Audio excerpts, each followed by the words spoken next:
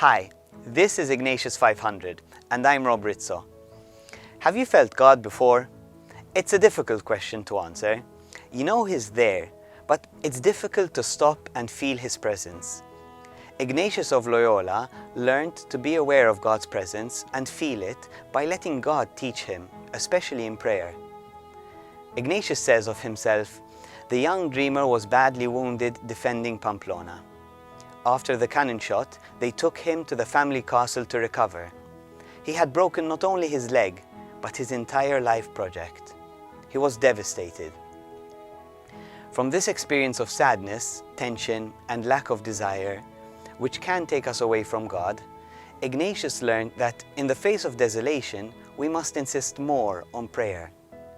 Nowadays, we resort to a small screen for social media or a series. We fill ourselves with what we want at each moment. It's difficult for us to dedicate time to the silent encounter. So, if it's already difficult to pray on normal days, how are we going to pray more when we don't feel like it? Faced with desolation and the danger of death, Ignatius was entrusting himself to God and aligning himself with Jesus.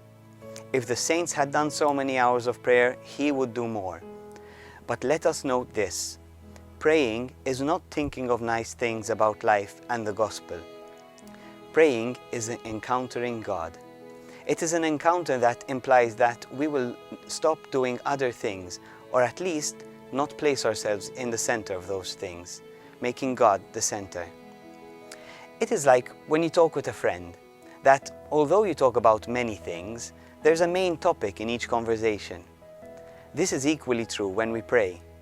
You can say a prayer written by a saint, or pray with a text from the Bible. You can also review your day, looking at it as God sees it, with the Ignatian Examen. Or you could bring a personal topic that you want to look at with the Lord. But wait, we're getting ahead of ourselves. We had left Ignatius in Pamplona, and what we've just said happens when we return to Loyola. In Pamplona, Ignatius still did not think about these things. He had his ideals, his projects, his plans for the future. But the cannonball he received in Pamplona not only broke his leg, but also his future. He went to Pamplona with a clear goal: to win and thus become an influential man at court. But the battle was more complicated than he expected. The enemy outnumbered them. Ignatius, who leads the battle, accepts that they will lose and may also die. But that will not hold him back. He stands firm in his purpose, to be famous. He has to modify his plans a bit, but he will be famous at all costs. Maybe not at court, but when history speaks of battles.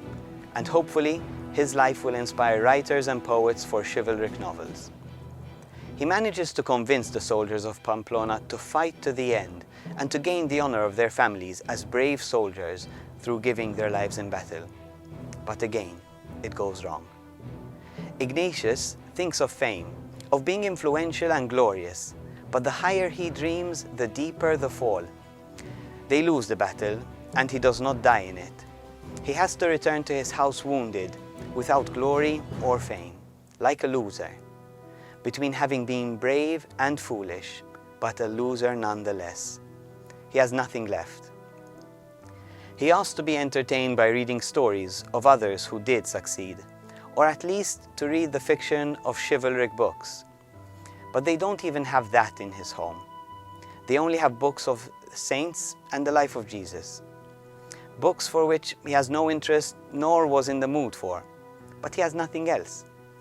He has to get through the hours of recovery somehow. He begins to read, and behold, they catch his attention. Ignatius, a dreamer, with a lot of imagination, and always with an air of greatness, thinks that the lives of those saints have a lot to do with his. Little by little, through reading and his imagination, he learned to pray. He learned to feel God in his life. God made Ignatius pray by a cannonball. And you? Are you going to wait for the same?